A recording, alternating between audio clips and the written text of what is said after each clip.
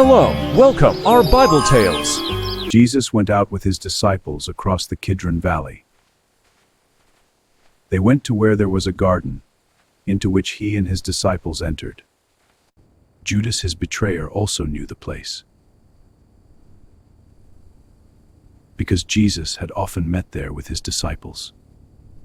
So Judas got a band of soldiers and guards from the chief priests and the Pharisees, and went there with lanterns, torches, and weapons.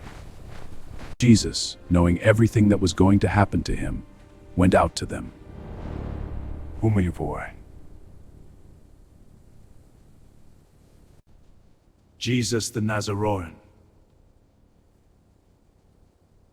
I am. Judas, his betrayer, was also with them. When he said to them, I am, they turned away and fell to the ground. Whom are you looking for? Jesus the Nazarene. I told you that I am. So if you are looking for me, let these men go. This was to fulfill what he had said, I have not lost any of those you gave me. Then Simon Peter, who had a sword, drew it. He struck the high priest's slave and cut off his right ear. The slave's name was Malchus. Put your sword into its scabbard. Shall I not drink the cup that the Father gave me? So the band of soldiers, the tribune, and the Jewish guards seized Jesus. They bound him and brought him to Annas first. Annas was the father-in-law of Caiaphas, who was high priest that year. It was Caiaphas who had counseled the Jews that it was better that one man should die rather than the people. Simon Peter and another disciple followed Jesus.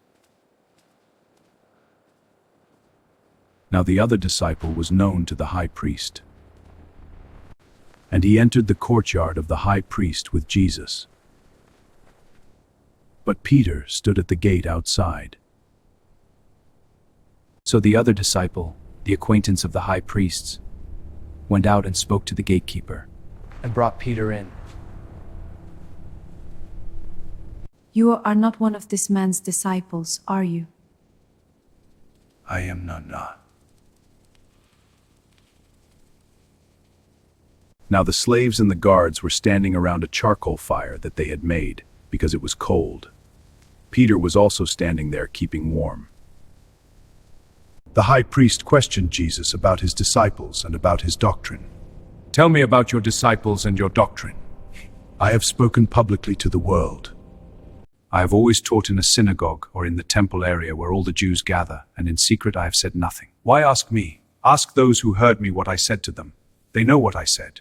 When he had said this, one of the temple guards standing there struck Jesus. Is this the way you answer the high priest? If I have spoken wrongly, testify to the wrong. But if I have spoken rightly, why do you strike me?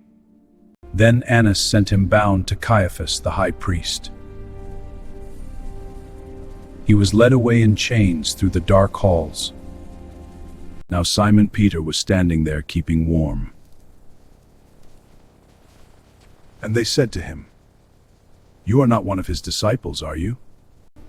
I am not. One of the slaves of the high priest, a relative of the one whose ear Peter had cut off, spoke up. Didn't I see you in the garden with him? Again Peter denied it, and immediately the cock crowed. Then they brought Jesus from Caiaphas to the praetorium.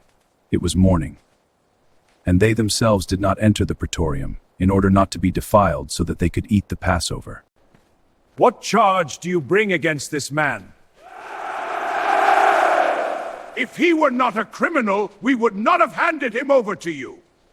Take him yourselves and judge him according to your law. We do not have the right to eat anyone! This happened in order that the word of Jesus might be fulfilled that he said, indicating the kind of death he would die. So Pilate went back into the praetorium and summoned Jesus. Are you the king of the Jews? Do you say this on your own, or have others told you about me? I am not a Jew, am I? Your own nation and the chief priests handed you over to me. What have you done? My kingdom does not belong to this world. If my kingdom did belong to this world, my attendants would be fighting to keep me from being handed over. Then you are a king. You say I'm a king. For this I was born, and for this I came into the world. To testify to the truth. Everyone who belongs to the truth listens to my voice. What is truth? When he had said this, he again went out to the Jews. I find no guilt in him. But you have a custom that I release one prisoner to you at Passover. Do you want me to release to you the King of the Jews? Not this one, but Now Barabbas was a revolutionary. Then Pilate took Jesus and had him scourged. The brutal punishment echoed through the courtyard. And the soldiers wove a crown out of thorns and placed it on his head, and clothed him in a purple cloak.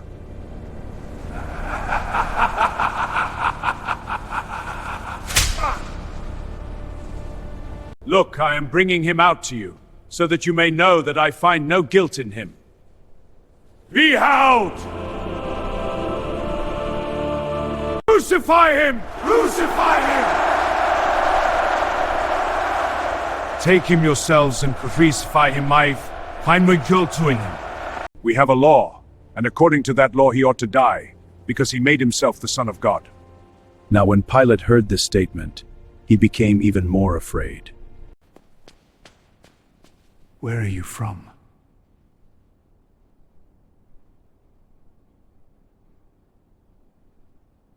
Do you not know that I have power to release you, and I have power to crucify you? You have no power over me to up and get you from above. Consequently, Pilate tried to release him.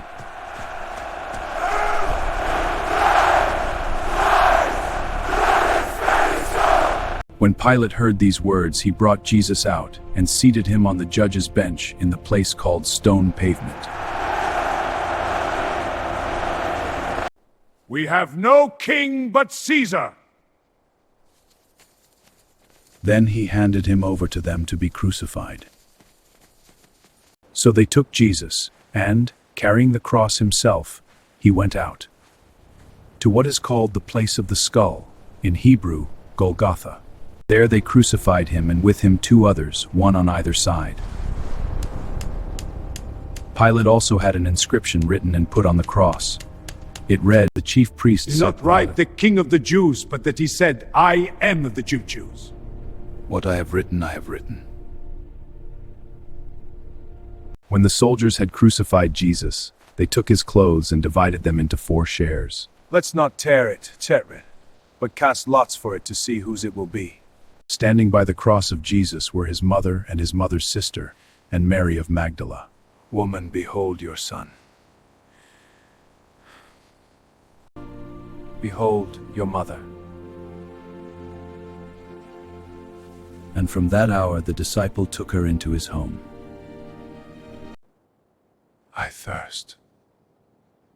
So they put a sponge soaked in wine on a sprig of hyssop, and put it up to his mouth. It is finished.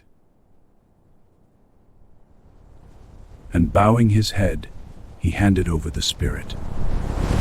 So the soldiers came and broke the legs of the first and then of the other one. But when they came to Jesus and saw that he was already dead, they did not break his legs. But one soldier thrust his lance into his side, and immediately blood and water flowed out. so that you also may come to believe. Nicodemus took Jesus and bound it with burial cloths, solemn, and in the garden a new tomb. So they laid Jesus there because of the Jewish preparation day. Thank you for watching. Enjoyed the video? Don't forget to like and share if you found it helpful or interesting.